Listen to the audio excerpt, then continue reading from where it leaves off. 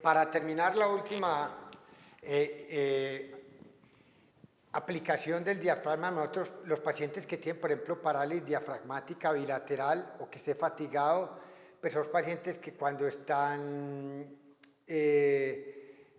en posición supina van a sentir mucha ortopnea, o sea, dificultad para respirar por producto de la posición. En la posición supina, por efecto gravitacional, entonces el abdomen pesa, tira el diafragma para arriba, entonces uno va a tener un CRF menor. Y cuando el diafragma, como no se puede mover, y yo sí puedo mover los músculos que no estén paralizados, que no de la parte corazón superior, me genera una presión intrapleural más negativa, el diafragma va a ser tirado todavía más para arriba. Entonces un paciente con parálisis diafragmática no tolera estar ni en posición inclinada o acostado. Va a tolerar mejor este paciente cuando lo ponga yo de pie. En la posición de pie, el diafragma paralizado estirado por el peso de las vísceras abdominales hacia abajo, limitando entonces ese movimiento hacia arriba durante la inspiración por efecto gravitacional por lo menos, aunque esto siga generando presión intrapleural negativa, por lo menos esto algún contrapeso le hace. También en esta posición el diafragma pudiera ser disparado por los músculos abdominales, contrayéndose en expiración, tirándolo bastante hacia arriba, llevándolo más allá de CRF y que retroceda solo en forma elástica. Entonces eso le hará ganar a uno pasivamente un buen descenso diafragmático. Eso es distinto a lo que le va a pasar al paciente que tiene, por ejemplo, parálisis de los músculos abdominales y con el diafragma bueno. Cuando él se acuesta, el diafragma no está paralizado y aunque tiene pues un CRF comparado con la persona sentada menor porque el diafragma de todas maneras está disparado un poquito para arriba, él puede con esfuerzo movilizar bien el aire cuando está acostado y como el diafragma, la pared abdominal no la va a molestar, la fuerza de gravedad no le va a jalar el diafragma hacia abajo más de lo que está en la posición uno acostado, correcto, le va a quedar más fácil hacer un esfuerzo difícil e inspiratorio para poder tomar aire, comparándolo cuando está parado, porque cuando el paciente con parálisis de músculos abdominales se para, el descenso del diafragma es más marcado porque los músculos abdominales están totalmente flácidos. Entonces, ¿qué va a ocurrir? El diafragma va a descender y va a tener usted entonces una tendencia a que el diafragma tenga un CRF más alto, una capacidad residual funcional más alta, debido a que se descendió más el diafragma, ya que los músculos abdominales no sirvieron de contenedor franco de ese movimiento diafragmático, y pasivamente pues va a abarcar de un CRF mayor pero con músculo diafragmático muy acortado que no va a generar una buena presión abdominal. Entonces, aunque el CRF es más alto, en ese caso el movimiento para tomar el TIA le va a quedar más dificultoso. ¿Qué puede hacer una persona con un problema en los músculos abdominales que son débiles? Poner una cinta o algo que sirva de compresor acá para que evite el descenso del diafragma, quede la zona de posición un poquito más alta y mejor hecha para que se pueda hacer una buena inspiración cuando el paciente esté sentado o esté parado. Entonces son dos posiciones muy distintas. Cuando yo tengo una parálisis diafragmática bilateral, yo encontrarme en una posición acostado o semi acostado es muy maluca, es una gran dificultad para respirar. Él mejora cuando usted se lo pone algo sentado de pie, porque el diafragma, por lo menos al descender, evita ese movimiento de la pared costal superior que desciende la presión intrapleural, que trataría de elevar el diafragma. Le quedaría un poquito entonces con mayor facilidad de lograr algún tipo de mejoría en cuanto a la capacidad inspiratoria. El que tenga problemas en los músculos abdominales, parálisis o que sean muy capacitantes, el problema acostado es totalmente distinto, porque el problema no es el diafragma que está bueno, sino que la pared abdominal no es de buena consistencia para evitar el movimiento del diafragma.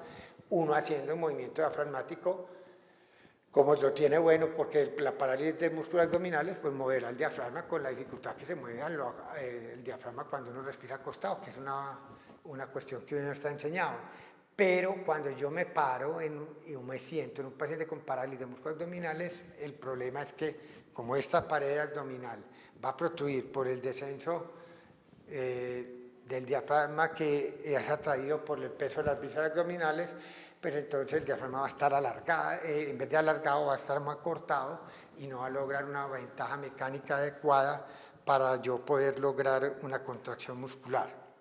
Algunos otros músculos, para no únicamente hablar del diafragma, ya hablemos de la parrilla costal superior, por ejemplo, los músculos escalenos, son músculos que están plenamente demostrados, a diferencia de lo que había hablado antes de los escalenos son unos músculos que al parecer ya están participando en la respiración tranquila. Estos están inervados de C4 a C8.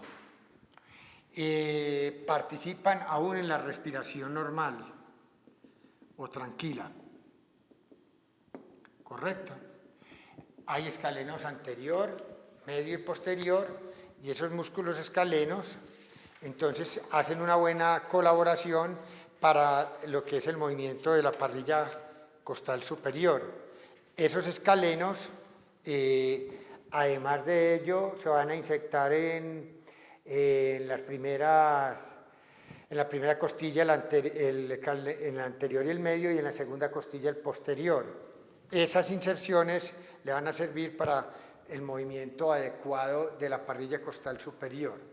También tenemos los músculos paraesternales, que son catalogados como que paraesternales, que son músculos inspiratorios, y están los clásicos músculos intercostales externos, y todos ellos son utilizados normalmente en una inspiración normal y tranquila. Hay otros músculos que uno utiliza en periodos de estrés como accesorios de la respiración, y entre ellos están los pectorales mayor y menor.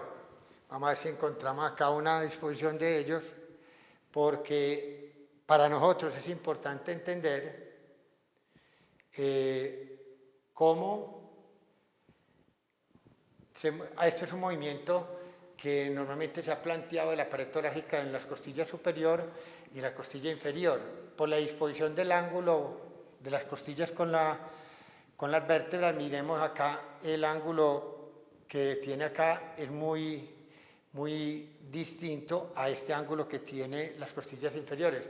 Cuando vos pones a girar esto, el movimiento más que todo de las costillas superiores es anteroposterior.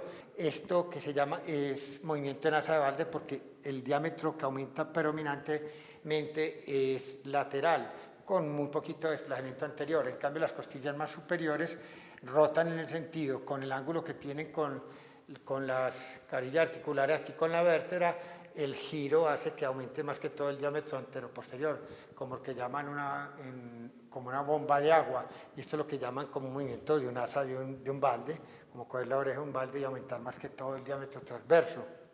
Eso es simplemente pues una manera como para describir el movimiento de las costillas superiores, que son más restringidos porque todas tienen una unión acá muy cerquita con las uniones condrocostales y con el esternón, que las limita mucho más con estas costillas inferiores que son más libres.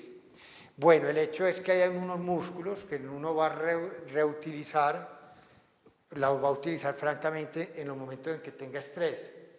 Y esos músculos, ahí tenemos los escalenos, bueno, vamos a ver si encontramos aquí este tipo de movimiento, por ejemplo, de los pectorales. Mire lo que está haciendo acá. Los pectorales pueden utilizarse para deducir y adeducir los brazos, correcto, pero una manera de anular el movimiento de los miembros de estos músculos es fijarlos a una superficie.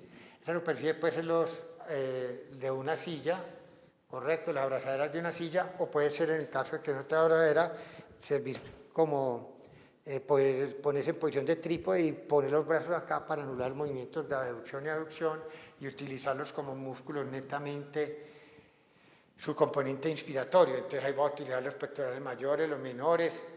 Generalmente levanto la cabeza para que entre el aire más fácil por la vía aérea en este nivel. Entonces utilizo los músculos trapecios como músculos accesorios de la inspiración. Entonces, al hacer un recuento de la utilización de estos músculos,